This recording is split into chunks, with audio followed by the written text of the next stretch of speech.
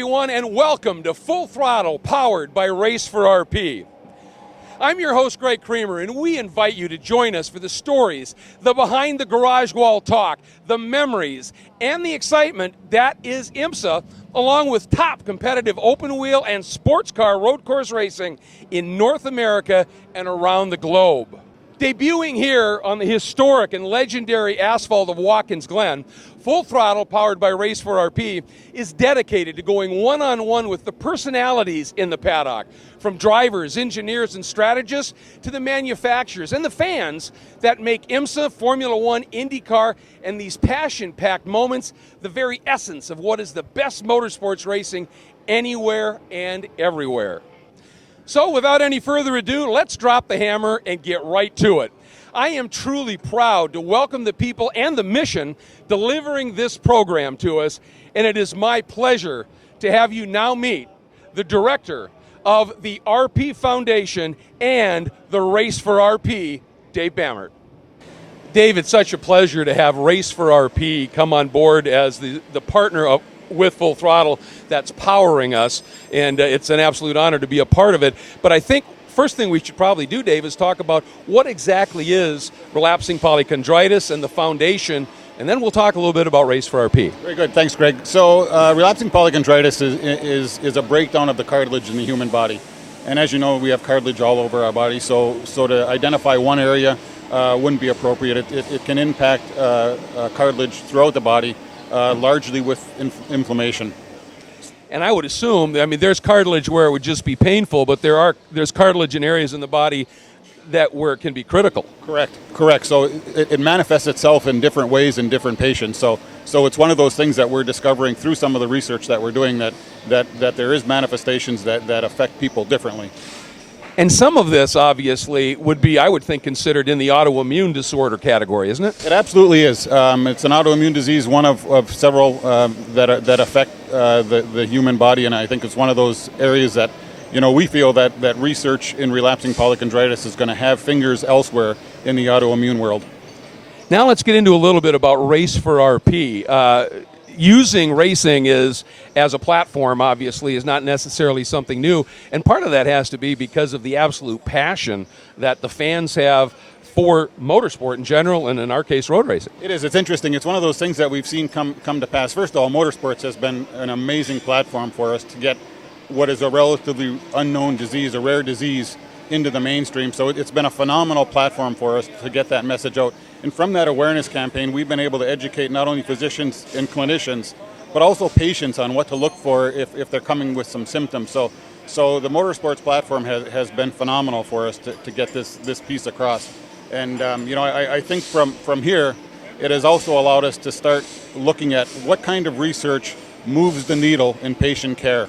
And so it has come full circle for us. And as you said, the passion in the racing community is amazing, and that passion transfers into research for us. And it's kind of been a three-tiered approach, hasn't it? Because you said this is not a well-known disease, first you have to do something about awareness, correct, and then you need to educate. Well, the awareness, this is a great platform to do that. You're involved with driver ambassadors, teams are carrying the colors on the car, very involved here, and these drivers have been so supportive. But you mentioned, I think, the key word, what really is the end goal is research and eventually treatment and cures. Correct. So we have used Race for RP as our awareness piece of our campaign. We use the RP Foundation as the philanthropic mechanism to fund research. So those two working together have really catapulted us into that arena of research. And we currently have 3 cutting-edge, groundbreaking research programs going on that, 5 years ago, we were hoping we'd have a research program going, but it really has taken off for us. And, it's one of those things where the rubber meets the road when you're doing research in a lab, much like when you're doing research on how to make the car faster and make the drive better. We're doing the same thing in the lab.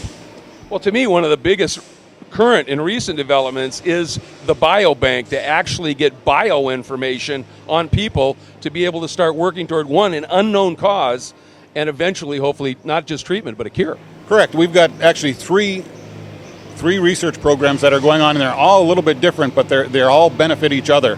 So we have a clinical side of research. We have, I would say, a hospital type of academic research going on. and then the biobank that is getting, as you said, getting that data for us to help categorize the symptoms and genetic markers of what RP and other autoimmune diseases do to the human body. Now, taking Race for RP now as I'm going to use a unique term here, the empowerment partner of Full Throttle, is that, we're looking to take that obviously to the next level to really broaden the awareness potential with a weekly TV show that covers this sport we love so much, but also always pays attention to what's unfolding in the Race for RP. Well, I think that's the important piece because, racing, as you said earlier, is a passion amongst people who follow racing. And we've been able, I think, to transfer that passion into the research arena.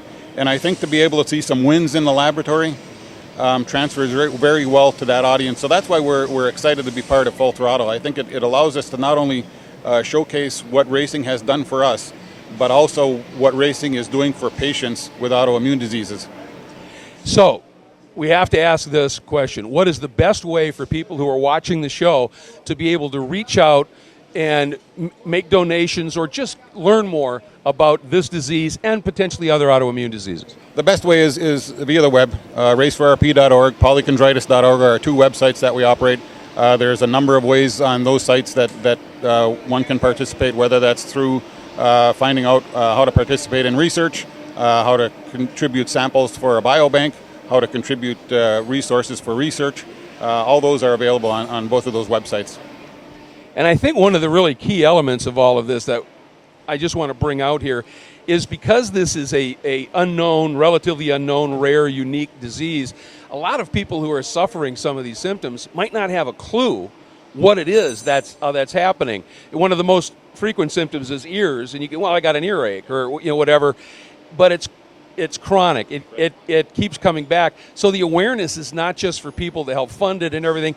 It's for potential patients to go, maybe I've got this. I need to check into this. Yeah, one of the first education pieces we put on a few years ago was a symposium, and it was geared not only at patients, but also physicians and clinicians and nurses, so that they could start to see what kind of symptoms manifest themselves with RP. So that has been very beneficial, and we continue to do those kinds of symposiums, those kinds of webinars. And the NIH and others have been very helpful with us getting the word out of what do we look for as physicians and clinicians. Thanks very much, Dave. It is an honor to be associated with Race for RP. And believe me, we've got a lot more to come here from Watkins Glen on our debut episode of Full Throttle, powered by Race for RP.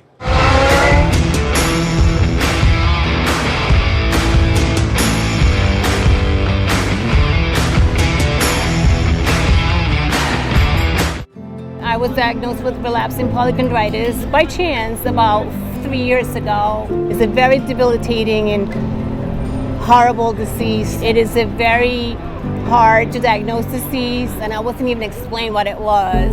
I was diagnosed with something else, and then when I realized what was going on and they said I had RP, I immediately went to Google to find out what it was, and I thought I was going to die within 5 years. But then I realized that, first of all, I didn't want to give up. I was like, no, that's not going to be me. I have to find a way to stay alive. And I was able to find good doctors to help me do that. I just want people that come and ride behind me to be able to have hope that there is still research going on and that things are going to be better for them. Thanks to the Relapsing Polychondritis Foundation, Race for RP, we've been able to make a lot of advances in diagnosing and helping people. I am amazed to see how many cars there are with the RP logo and the representation. It's amazing. I feel very grateful, if anything, for everything that everyone is doing to bring awareness and to help people with RP. I want to thank Race for RP because I know that today the team is racing for me and for everyone that has relapsing polychondritis. My name is Miriam Fougere, and Race for RP is racing for me.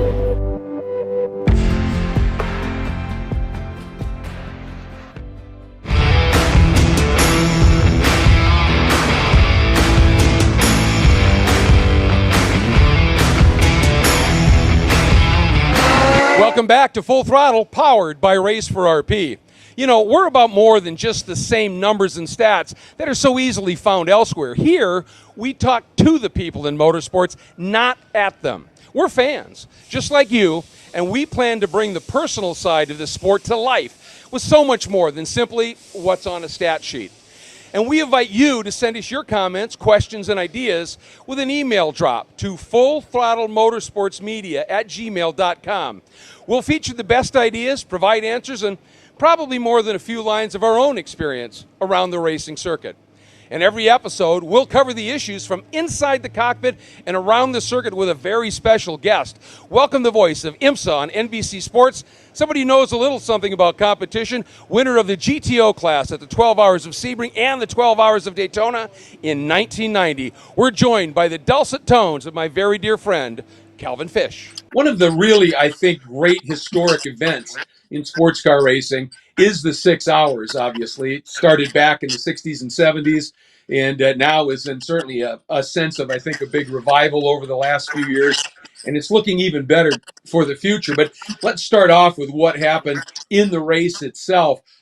First of all, an amazing battle at the front. We had some weather issues, we had lightning issues, a red flag, a slight change in the time that affected some fuel strategies, but in the end, Acura on Acura at the front, and it was phenomenal. It was immense, and I think when you look at this 6 hour event, it's the shortest of the four Enduros on the WeatherTech Championship schedule. But I think the teams and the drivers look at this as almost like a sprint race, and track position was so important all day long. You saw that on the opening lap with Albuquerque making that bold move around Blomqvist into the inner loop, and then it was almost cut and paste, but even bolder to get that move done for the end of the race. And one thing that I could not get my head around all day long was from the second hour on, the 10 car elected not to pit under a yellow, went very much off strategy. I couldn't see how it was working out. Initially, I thought they were back timing the 3 hour mark where you got bonus points for the Michelin Endurance Cup. That wasn't the case. Spoke to Wayne Taylor yesterday, and he said essentially they were so concerned about track position, they felt if they pitted that the Ganassi cars would have split their forces there, and then they would have had a car in front of them. So they elected to do that. And quite honestly, they got a little bit lucky with that red flag and how the timing of that worked out right at the end, even though they had to go into full fuel save to get Philippe to the checkered flag. But as they got that last restart and everything, they were running a little bit lighter fuel load, weren't they? So the car a little bit more responsive. And that run, Albuquerque got up through the S's, and that outside pass into the inner loop, boy, I mean, with just that much room for him to be able to make it work. And I think they even grazed going by. It was a spectacular move.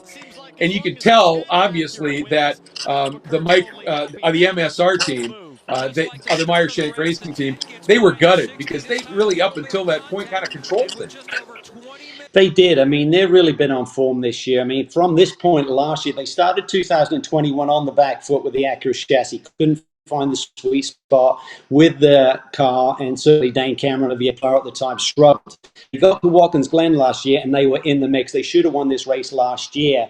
And then you get to the end of the race, and they finish second again for the fourth race in a row, and with it lose the championship lead, albeit by a mere 17 points, which is nothing now with the tenfold points that we get from what we had a couple of years back. But I think you're spot on there with the lighter weight car. I mean, these cars are so super critical to weight. So the fact that he was running much lighter weight, probably 20, 30 kilos lighter on fuel there, and the fact they ran a little bit less wing gave him that slipstream, and he made that shot. But the way he did it, Greg, that's what amazed me in retrospect. He didn't just go out wide and chop across. He leaned on him into that corner. It was just brilliantly done. Just the perfect move at the perfect time. And Blomqvist, once again, was frustrated at the end of the day. A lot of news coming out of Watkins Glen about the LMDH, the new GTP category, particularly with Porsche. They named their factory drivers, not necessarily who's going to be where, but who they'll be.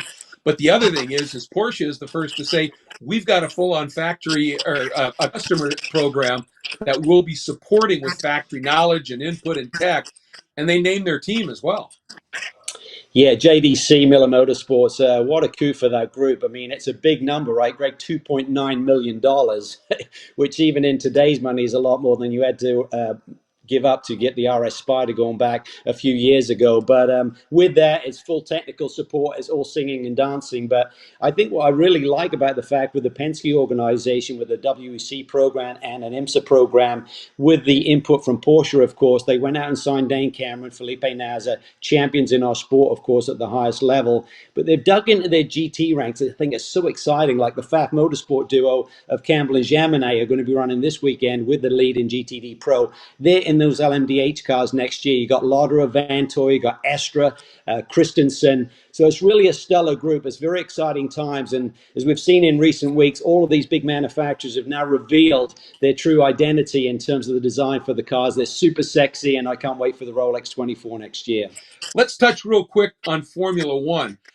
Interesting developments that we're seeing unfold there. First of all, to me, one of the huge stories this year is next year, 3 Formula One races in the United States. I mean, it's really experiencing a significant rebirth here in terms of popularity. It really has, Greg. And for a while there, you couldn't really get it on the radar. And now I think a lot of people lead to Drive to Survive with the Netflix series there to get new eyeballs on it. And it's just taken off. I mean, Miami was sold out like in a week. You were obviously on site for that one. We've got Vegas coming on board next year. So there's just huge momentum there now. And times are really great for that championship. And what a spectacular year we're having this year. What do you think is the reason that George Russell has been most of the races this year able to run in front, and sometimes comfortably so, of Lewis? I've jokingly, but I'm half jokingly said maybe he just doesn't know better because he hasn't had the experience of what a Mercedes, when it's been right the last number of years, feels like. So he's just able to pick that car up by the scruff and just hustle it. Lewis maybe trying to finesse it a little bit more to really dial it in. It's hard to say. I mean, certainly George has done a tremendous job. He's finished in the top 5 in every single race with the car that's not been performing that great. So he's got the job done. I think from Lewis, and I'm a big Lewis fan, but I'm not just defending him here. He hasn't had the rub of the draw really in terms of safety cars, and I think George has really just found that gap behind the leaders and in front of the chasing pack. And that's where he's been qualifying, and he's kind of find that sweet spot where he kind of runs a lonely race, but he gets the job done. And Lewis has always found himself mired in the pack. He got behind Alonso, if you recall, at Monaco. He decided he's going to run around the track at 7-8 seconds off the pace in some crazy scenarios. But as we saw last weekend, I'd say that was more true to form. I think George is certainly a phenomenal talent. He's going to give Lewis a run for his money, even if they had the best car on the racetrack. But I think it's just gone his way. I mean, Toto Wolff has defended Lewis a little bit with that. He said, we've been trying different setups with Lewis. He's been willing to go more out on a limb, but more extreme with the setups. And it just hasn't really gone his way. But it doesn't take much in this sport to turn things around. And I know Lewis will be on full bore and full charge, hammer time, as they call it, this weekend. We have, I think, one of the most amazing feel-good stories that comes back out of what unfolded at Watkins Glen. And that is the first win. And for somebody who we have watched, I watched him first in Formula BMW up at Mosport, now Canadian Tire Motorsport Park. You could see he was special. I know you saw what he could do in DTM when you were working with Joey over there. Just an amazing story coming out of the Michelin Pilot Challenge. Robert Wickens back in victory circle, I think for the first time since 2017. I mean, just an amazing recovery and fight back for that young man who's immensely talented. Oh, it was just great to see and to call the race and to see he and Mark Wilkins, a fellow Canadian, of course. Those two guys used to run go-karts together up in Canada. To get that first victory, Robert's all in. I mean, he's got such determination to come back from his massive injuries from Pocono back in 2018 with that horrendous IndyCar crash there, to just keep fighting and just putting, one foot forward, literally, but with the struggle, right? It's such an amazing task what he's done here to be able to drive one of these cars. But he's not done. I mean, I saw Robbie and had a really good chat with him in Long Beach when he was there with the Arrow IndyCar team.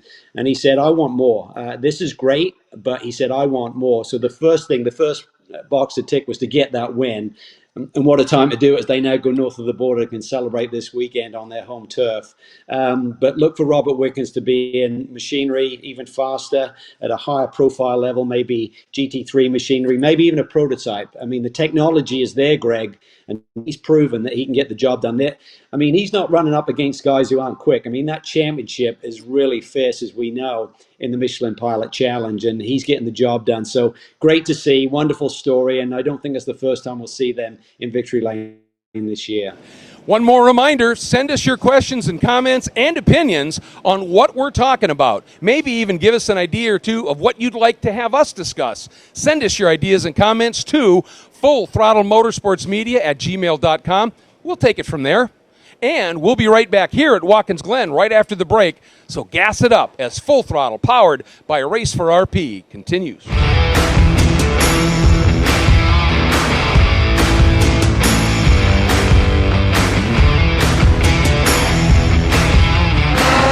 There are no greater or more passionate motorsports fans than you.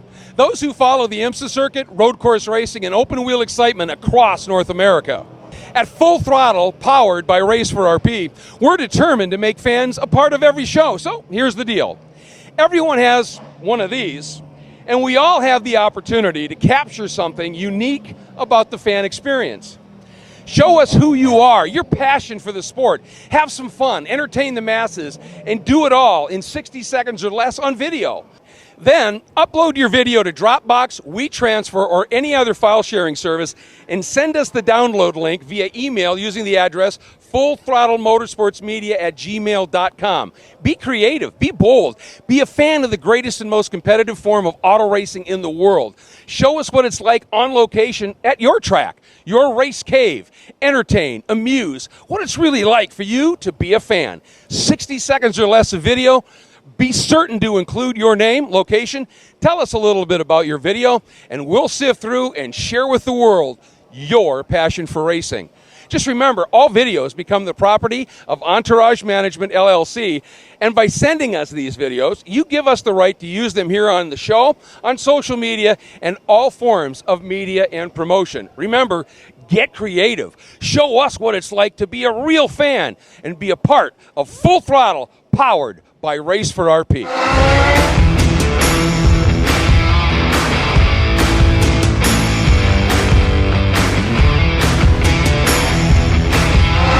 And welcome back, everybody, to Full Throttle, powered by Race for RP. It's my absolute pleasure to be standing here with Jeff Westphal, who is not only a top flight driver, he is also a Race for RP ambassador driver, and he is also one of the most in-demand driver coaches that you're going to find, certainly in North America, if not the planet. And Jeff, we're going to get into all of those things, obviously, but I want to start with, because I just think it's fascinating, your start in your motorsports career, if you will, seemed like it was rather unique. I understand that you got hired at a local go-kart track with absolutely no prior go-karting experience. Yeah, for sure. Humble beginnings. Thank you for that intro. It's quite kind of you. But I started at basically it was a commonplace job that was fun for me in my late teen, early 20 years. I became a director of operations at the go-kart track, but what that meant was I was the one who greeted the customer and then coordinated with all the employees or flag marshals on the track. Little gas-powered go-karts, indoor facility, kind of lit a spark that I knew was there, but never really had a family that pursued racing. I was the first in the family to go explore this opportunity. Went to a driving school, and it was one foot in front of the other after that. Became licensed, looked for ways to compete, and just made my own path. You ended up doing a lot of stuff for a few years in open wheel competition. What folded you into the world of GT competition? Ultimately, the main catalyst for that was an economic decision. It's not that I didn't love open wheel. I mean, my heart started there, and that's what I opened my career with. Formula Fords, Formula Mazda, got an Indy Lights test after winning a championship in F2000. But around 2008, we had an economic situation that was less than favorable for many people, sponsors included. And when they were, downsizing their companies by 50%, having a private sponsor that goes with you up to the levels of Indy Lights and IndyCar with exponential budgets didn't make a whole lot of sense. And GT racing, you have a manufacturer that's a bit more vested in the competition itself because the car resembles the road car. It's a very close tie. So to me, it looked more sustainable in a otherwise murky or rocky condition that who knows when the end of it was going to really come. So I made the decision to move over to sports car racing, being that I thought opportunity was going to be slightly easier to find. Did you ever think at that time that you'd end up where you are at this point? As I said, you won the championship in the Grand Sport class of the Michelin Pilot Challenge in 2019. You're an in-demand driver coach. Things seem to have gone rather well for you. They have gone rather well. I'm fortunate, lots of hard work, lots of long hours, and support from my immediate network, which is my family, my little guys at home, my wife, everyone that's involved, because it's a huge sacrifice being on the road all the time in terms of my family. But that being said, if you'd asked me back then where I would have been, I couldn't have told you. I had an idea, and then something would change or the economy would pivot, and that idea was blown out of the water, and you need a backup plan. And so it kind of evolved naturally to where it is today. So how did the connection with Race for RP come out? I mean, it's an amazing, charity, and it's an amazing program that they have. But what was the connection for you? Originally, my connection to Race for RP was at the base of that tree. It was with the founders of the program, particularly with a driver and his wife who are directly involved in this battle against relapsing polychondritis. I knew them personally. I'd helped them out back in 2012, I believe it was. So one of the first ambassadors to help in any way I could. Back then it wasn't as structured, it was more just let's get the word out there however we can. And so, flying the flag on my gear and my race car was an easy way to do it, and also contributing some effort and energy into creating programs that raised awareness, like charity events and auctions and things that were centered around a racetrack, but used that as a gap to bridge in a way. And it's crucial, obviously, to raise awareness for a relatively unknown disease that affects a lot of people, and then be able to start with the education on it. You're now at a point with everything that Race for RP and the RP Foundation is doing, we're starting to get into real research and treatment options and the like. It's got to be exciting. Yeah, to me, if I look at an analogy of what it is, the awareness has to come first, because if you don't know what it is or know about it, there's no reason that anyone would give any time or effort or energy into researching what it's about. So if you think about a car doing a burnout, right, it spins its wheels really fast. With that comes heat. The heat makes smoke. Smoke makes everyone look.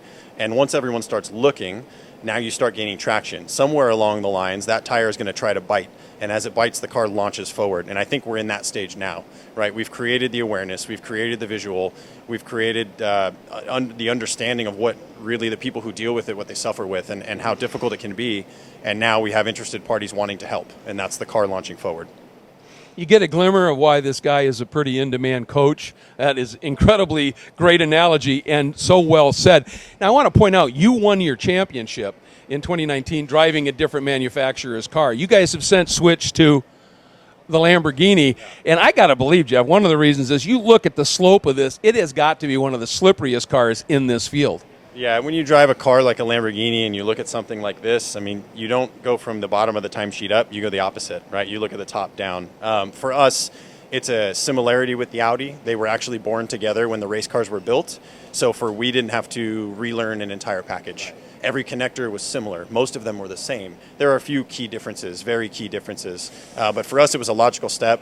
And to your point, it's an extremely slippery car. It's great looking. It's great sounding. Slippery means high top speeds. When you have a long enough straightaway to suit it, right? We need that. If we don't have long straightaways, we're not the strongest car because it relies on its drag. But that being said, for us, it was a logical step moving forward into the changing years that we're up against right now. We have a lot of rules and things that are going to shift in the next 2 or 3 based on how we race and what the car looks like and what it has to have. So it was a logical choice for us to partner with Lamborghini. Things always evolve, don't they? And I agree with you. I think the sound of the V10 in the back of these is one of the sweetest sounds ever. You talked about connections. Help the fans who are maybe a little bit new to racing figure out the connections. There's an awful lot of gadgetry on the top of this car. Can you kind of explain to it? Because these all connect to something. They do. Modern day race cars have a very high amount of technology in them. We have over 100 sensors that are constantly monitoring things every split second and sending the data back to pit lane. So they know what I'm doing with the controls. They know what the engine's doing behind me. They know how the car's moving up and down, how high it is off the ground, the loads it's seeing. Massive amounts of data. And a lot of these things you see here are tied into that. Some are not, some are. This first one being the nearest to me is literally an IMSA camera pod. So if you guys are watching the TV stream and you end up seeing a front shot of the car from the roof line, it's coming from there. Back to the data point, this kind of lightning rod looking thing here is called a pitot tube. It's something that's used on aircrafts a lot. Generally, it can measure airflow at high velocities and very accurately. So much like you would want to know how fast the airspeed is on an airplane, part of how these race cars make their downforce is the separation of the air at the front and slowing the air down over the top and speeding the air up on the bottom. It's the reverse of an airplane wing, and it sucks the car to the floor. So we can monitor how slow the air is on the top and measure how fast it is on the bottom. And when we make millimeter changes with the ride height or the angle of the car, we can see the change in downforce and how it affects ultimately the lap time and the speed the car is able to achieve. Moving to the left of that, this is ET phone home.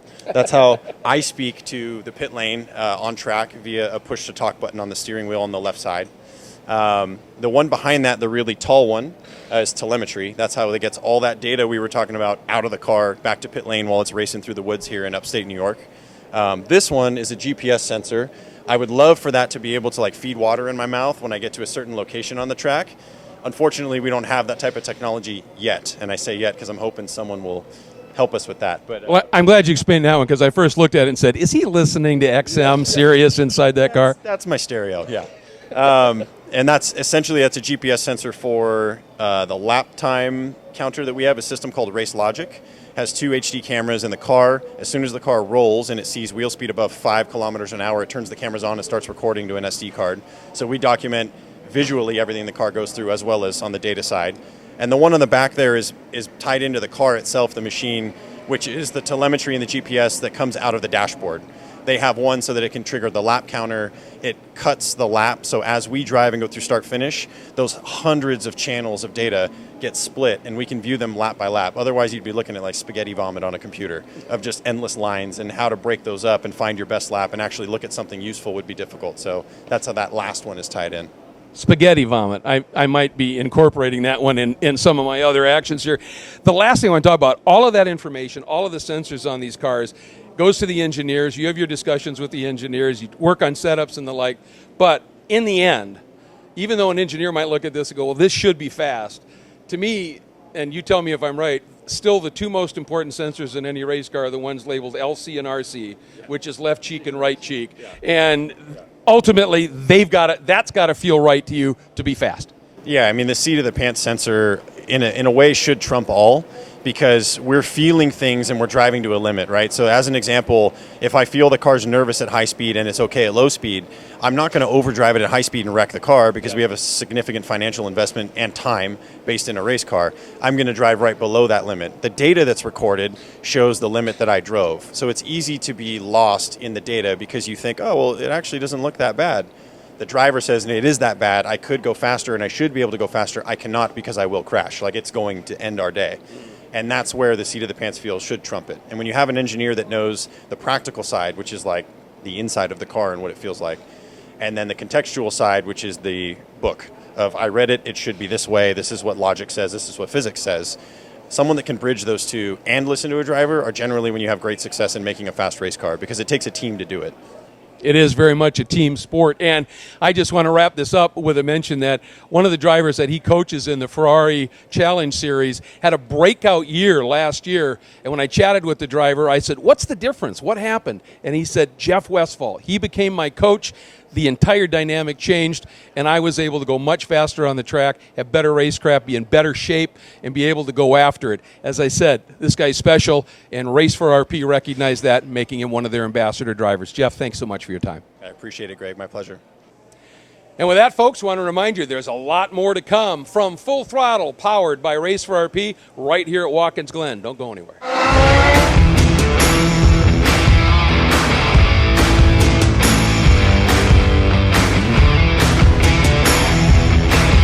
The Penn RP Center is a comprehensive program for patients who have relapsing polychondritis. I think it's hard when patients come into a center and they say they have RP and people kind of scratch their head and they have no idea what it is. But when people come here, they see providers who know the disease, we're familiar with it, we know how it impacts patients, we know what the disease manifestations are. We don't know everything, we don't have standard of care treatments for these patients, and so the research that we're doing is helping us to learn more about the disease and then develop effective therapies. Research is expensive. I think people don't always recognize that. There is a lot that goes into building the infrastructure for research. There's coordinator time, there's provider time, all the equipment that we need to collect blood and to analyze data. It's just unfortunately not possible without the dollars that go to support that. They want their lives back, and they're not able to do things that they would normally be able to do, spend time with their families, chase after their kids. It's a major life change for them, and that's really hard. Our goal is to try to give them their life back so that they can do all the things that they want to do, so that this is something where, you know, their disease does not define them, but it's a part of their life, but it doesn't define what they can do and what they can't do.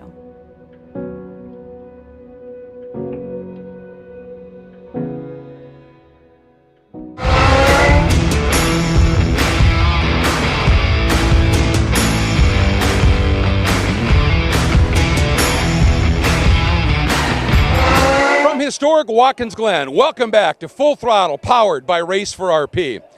You know, we're absolutely thrilled to be affiliated and working with the IMSA Porsche Racing program, and this season we'll be featuring interviews with members of their Young Guns Pyramid program to help introduce the rising stars of tomorrow.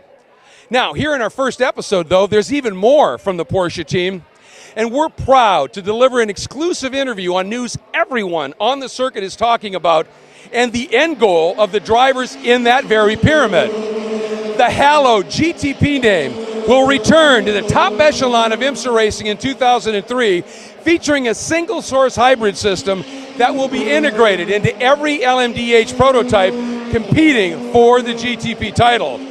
Now, here at this hallowed racecourse, the buzz in every paddock is about what to expect next season. And that's where leadership from manufacturers such as Porsche comes into play, and where we begin talking about the future in our exclusive one-on-one with the head of Porsche Motorsports North America, Volker Holzmeier. One thing that we want to explain before we get into it too much, you know, one of the things that Porsche is committed to at every race is providing their drivers and teams the most genuine experience, and that means having a hospitality center overlooking one of the fastest, most intriguing corners on the track, and they have certainly done that here. Last turn here at Watkins Glen, we are literally on top of the cars, and so we're going to be dealing with an active racetrack, and that means we've got a support race that's unfolding right now, so we're going to be dealing with a little bit of track noise, and we want you to get a feel for what an active track sounds like while there is racing going on. Check this out, folks.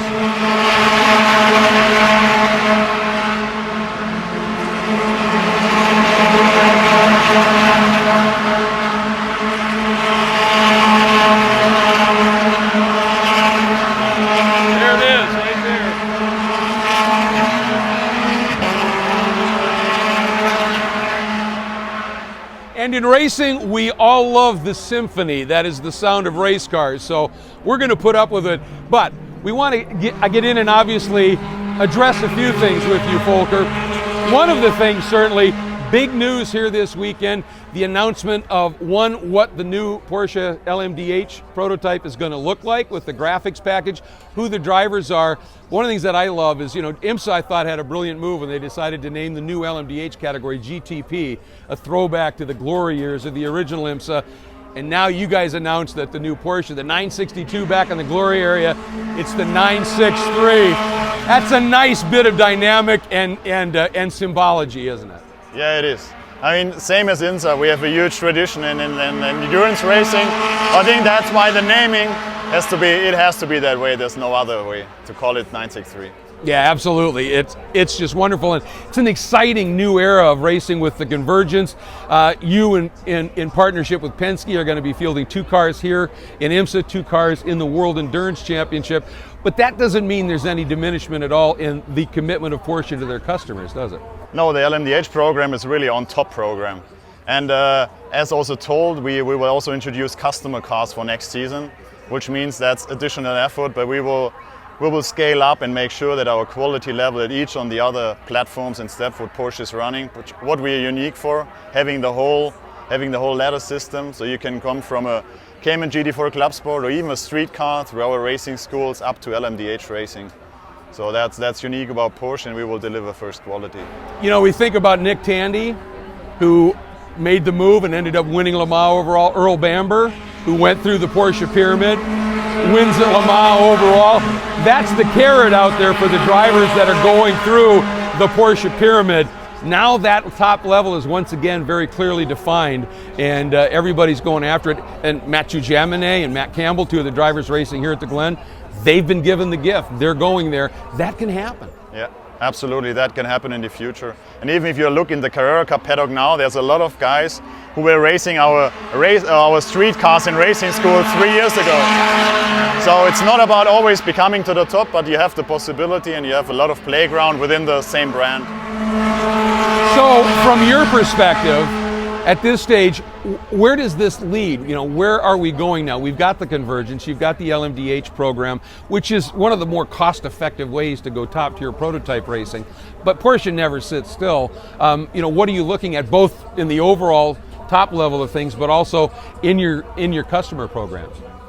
So of course, next step, or what's always around, is electrification of racing. So we're also looking into this. It's not about that we think electrification will take away the actual racing. It will be additional pathway. We showed with a Mission R, that was a study like how electric race car could look like. Now we have the GT4E Performance, which is a prototype but more ready to race.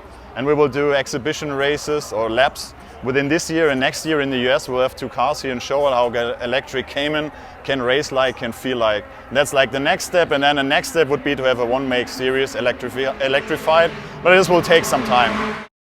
And that certainly appears to be the future of the sport, you know, combining the hybrid systems and the electrification and the like. And it doesn't take away from the performance of the cars, from the abilities of the driver, or the excitement of the racing. I mean, we've seen that. Look at Formula E, where, you know, Porsche is very involved. Yeah, but I don't think it will be a one or the other. I think it will be both. Because looking to the big races are endurance races.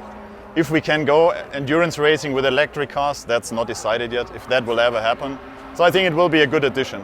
I think so as well, and it really is the future, and everybody's moving certainly in that direction. And getting back to the LMDH program, what an opportunity. I mean, partnering again with Penske. Look at what, you know, happened when Porsche and Penske got together with the LMB2 cars back in the late 2000s, and the success that you had there, that sets the bar pretty high. Yeah. But the expectation is certainly Porsche is going to be a front runner, but there's going to be some serious competition. It will be competition, but that's a good thing. Absolutely. Because competition, a lot of cars in the same class, that makes it exciting for the spectators, and that drives the whole reach of that series, and that's why it has to be competition to make good racing. And that's something, I mean, Porsche, obviously its reputation from the very first day Porsche came into existence was always tied into the connection of motorsports. That's Porsche's heritage. Yeah, exactly. It was always customer racing next to street cars. This always will happen. That's why I'm personally so proud that with the first year of LMDH we introduced customer cars. I don't think anybody else will do that. And talking about that program a little bit, the customer cars in LMDH, in GTP, is that going to branch out beyond Penske? Yeah. We will have, at the moment, looks like 2 other teams joining us with each 1 car. One will be announced today, and the other one will be announced a little bit later.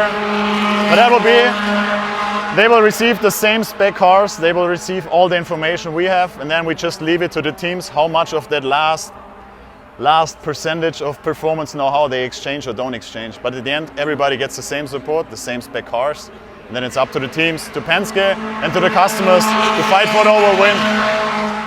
The one difference, of course, from the original GTP era and the 962s, 956s, you think about Reinhold Jost, for instance, who would buy the car, but back then there wasn't the restrictions, the homologations, however you want to put it, so you could modify it up and do all kinds of things. That element's not there, but the nice thing is for the teams, this car, this new LMDH, as the Porsche cars in GT, all of the R&D has been done by Porsche. So there's that expense is gone. It's carried by you, so they have the outlay for the car, but then it's let's go race. And I think that is incredibly appealing. We've seen the success. Yeah, and that's why I'm very proud of what ACO and IMSA did It's because they, at the end, it reduced costs for everybody. It's standardization. So in comparison to the LMP1 program, the LMDH is pretty cheap. It's never cheap, but if you look to LMP1, that was crazy expensive, and now it brings it to a level, standardized level, where it also can last for years and years. And Porsche's level of success at every tier of the sport has documented. It's historical, it's unprecedented in many cases. As you step into this role as the head of Porsche Motorsport North America, do you find that a little intimidating, or is it simply just outright motivating for you to say, we know what we can do, we're going to do more of it? I mean, it's a big task, but I was prepared for that since 2015. I was in Weissach within International Motorsport, so I was backing up the PMNA president at this time, so I was his counterpart. So I got a good preparation. That's why I feel confident.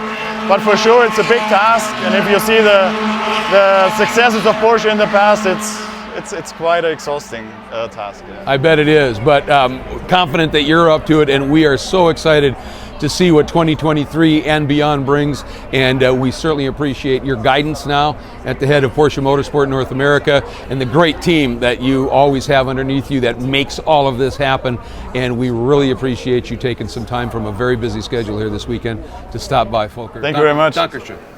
Bitteschön.